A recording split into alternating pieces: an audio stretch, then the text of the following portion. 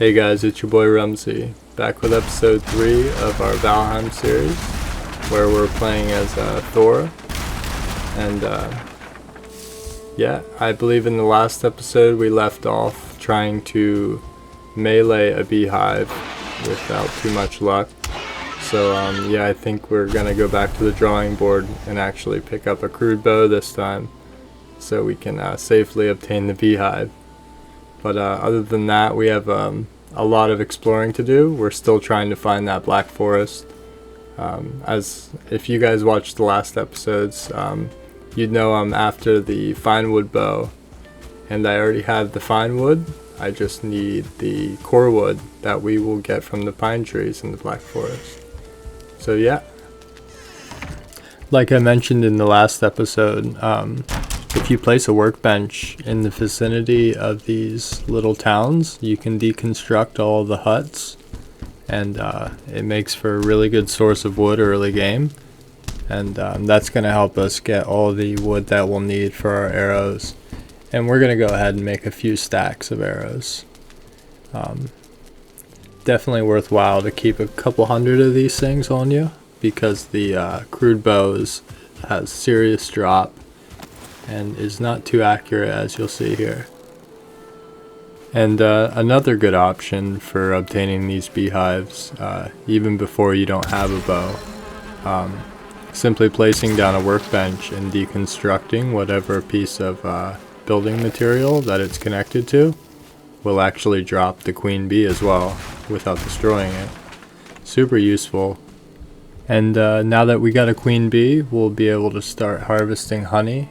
If you're not aware, you can set these beehives up in your base, and you can domesticate the bees in a way, and you can harvest honey from them. Honey is a really good food early game, as it is raw. It provides pretty good stamina as well as health. But not only that, honey is used for a lot of the endgame recipes. So you'll definitely want to have a pretty nice surplus of honey before you make it to the mid or end game. And after a quick game of Inventory Simulator, I'm just trying to get everything sorted out before I head back out on the road. As you can see, I'm placing markers down on my map pretty much wherever I find points of interest, place like that, fobs.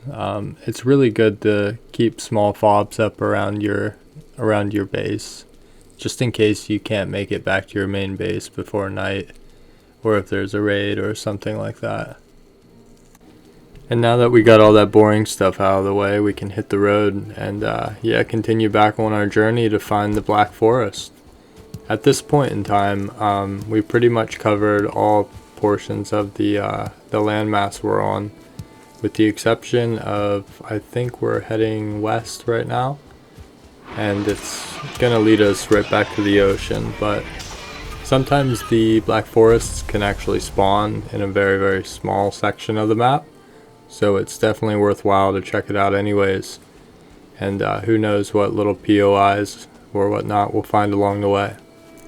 And along the way, I'm not passing up any opportunity to collect food or hides or scraps or anything. Especially at this point of the game, it's super useful.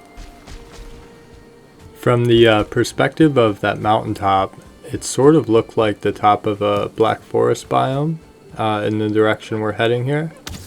So I decided to cross this little body of water and yeah, see if we can find a Black Forest over here.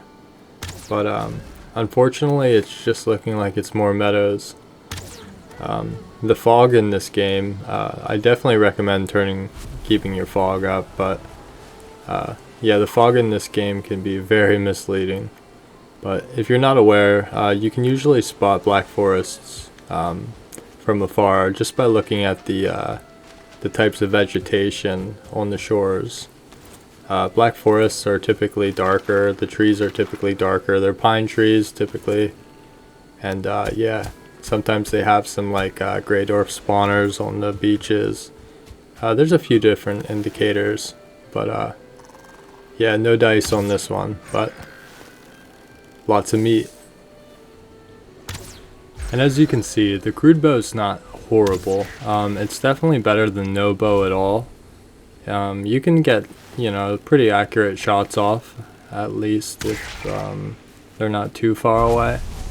But shooting any sort of distance with the crude bow is super unreliable, as it has really bad drop. But the fine wood bow is such a power upgrade in this game. It's just super fun to have early game, and that's really why I want to find the Black Forest. And just real quick, just in case anybody missed the last episode, I went over how you can harvest fine wood without having the copper axe pretty much immediately when you start the game. And yeah, all we need is core wood, which is easily obtainable from a Black Forest biome. And we're able to make a few different weapons. We're able to make the fine wood bow, which is huge, and the stag breaker, which is one of the best early game AoE hammers, or the early game AoE hammer rather.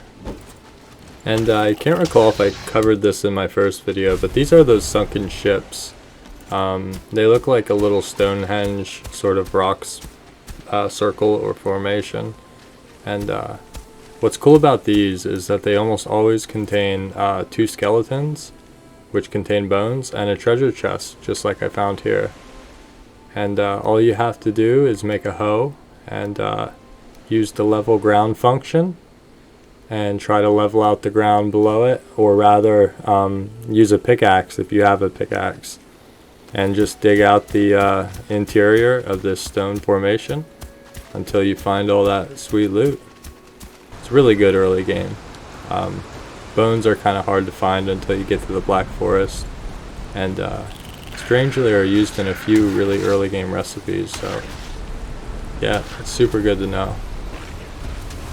And yeah, I'm trying to keep it authentic here. I really spent hours scouring the mainland that I spawned on for a Black Forest. I truly thought I'd find one hours ago.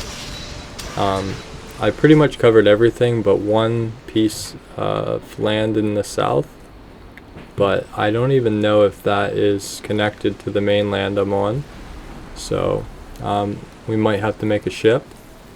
But I was under the impression that Black Forests almost always spawned on the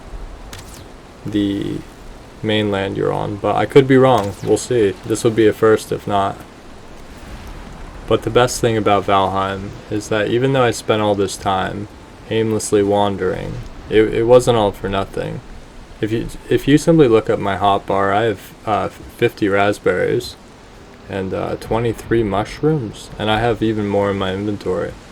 Not only that, I now have 2 beehives. I think I have 3 in total, and stacks of arrows. Pretty much everything that I would need to pretty much take on the entire game in my inventory. But that's how long I've been out here. But we will definitely get to the Black Forest. As you can see here, I've covered almost every square inch of the mainland. Have it all mapped out. And like I said, the only thing that's left is the bottom portion in the south. And that has to have a Black Forest. And if not, I don't know, I might have to roll a new seed, or maybe take to the seed explorers that they have online. Nah, we'll find one. Even if we have to make a ship and get off this mainland, it'll happen. And as I carry around a full inventory's worth of pretty important goods, a storm hits, and now more than ever I'm wishing I was back at the main base. So I'm getting pretty burnt from the whole exploring thing. I feel like I need to go back to the house and maybe get a good game plan together, collect my thoughts, maybe do some upgrades, try to upgrade the bow or something, a couple of my weapons, before I make the journey down south.